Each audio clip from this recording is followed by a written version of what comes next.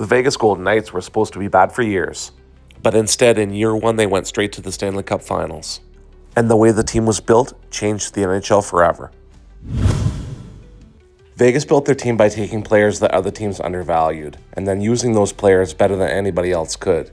Most of their roster was players who were left exposed in the expansion draft.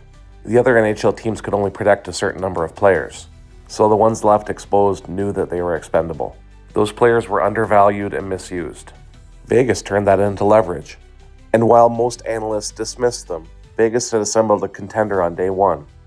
Vegas didn't just participate in the expansion draft, they weaponized it. They studied every protection rule, every roster squeeze, every team facing a numbers problem, and instead of seeing cast-offs, they saw leverage.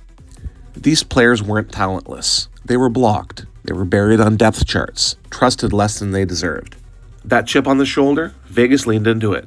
And then came the part most people still underrate. George McPhee didn't just select players, he sold options. He made side deals for draft picks and future assets. He agreed not to take certain exposed players in exchange for picks, turning one expansion draft into years of flexibility. This wasn't luck, it was asset accumulation. Immediately, Vegas had an incredible regular season. They didn't just compete. They didn't just make the playoffs, they went to the Stanley Cup Final. People called it a miracle. It wasn't. They rolled 4 lines, they played fast, they pressured relentlessly, and they had Marc-Andre Fleury playing like it was 2009 again.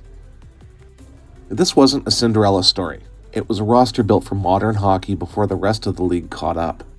And while they ultimately lost in the final against the Washington Capitals, their first season was nothing short of incredible. And from that point on, they continued to establish their organizational culture. The Vegas identity? No sentiment. This is where Vegas truly separated itself. They don't operate on loyalty. They operate on outcomes. If a move makes them better, they make it immediately. Marc-Andre Fleury was the face of the franchise. Fan favorite, Vezina winner. Vegas still moved on. Most teams hesitate, Vegas recalculates. This lack of emotional attachment gives them something most franchises never have: constant flexibility. And flexibility wins championships.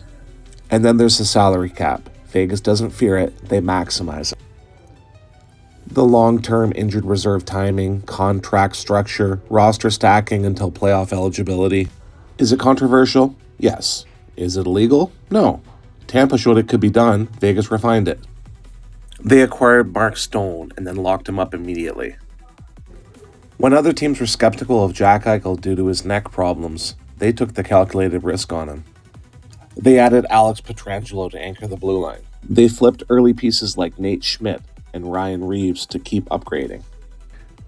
Every move was aggressive, every move pushed them forward. And in 2023, 5 years after their inaugural season, that philosophy delivered exactly what it was designed to: a Stanley Cup. Not because Vegas got lucky, but because they never acted like an expansion team. They acted like a contender from day one.